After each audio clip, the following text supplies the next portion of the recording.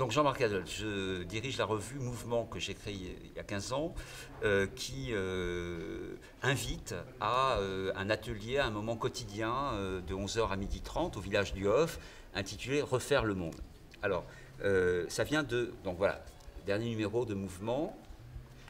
Pourquoi faire politique? C'est que la culture, c'est pas seulement parler de la culture, c'est de parler de l'état du monde.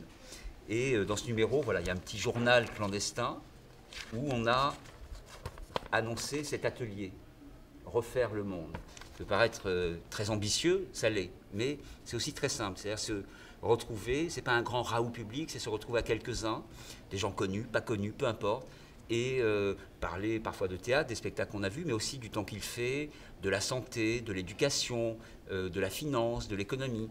Je vais prendre un exemple. L'autre jour, nous avons parlé d'éducation à partir d'un article du Monde, un portrait d'une collégienne de 3e qui dit à l'école, au début, je ne m'ennuyais pas, c'est à force qu'on s'ennuie. Et donc on a lu ça, on a commenté, on a parlé d'éducation. À la fin, on a décidé, on l'a fait hier, de remettre entre les mains de François Hollande juste une petite lettre avec 3 lignes.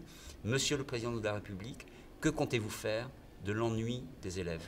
L'ennui, c'est une question politique, c'est une question culturelle. Et c'est pas dire, bon, l'enseignement, il faut changer les rythmes scolaires, il faudrait plus de ceci, plus de cela. Non, aujourd'hui, les élèves s'ennuient à l'école. Pourquoi? Voilà, donc ça fait partie des propositions, des idées un petit peu décalées pour refaire le monde à hauteur d'humanité. Parfait. C'est exactement ça. Bon.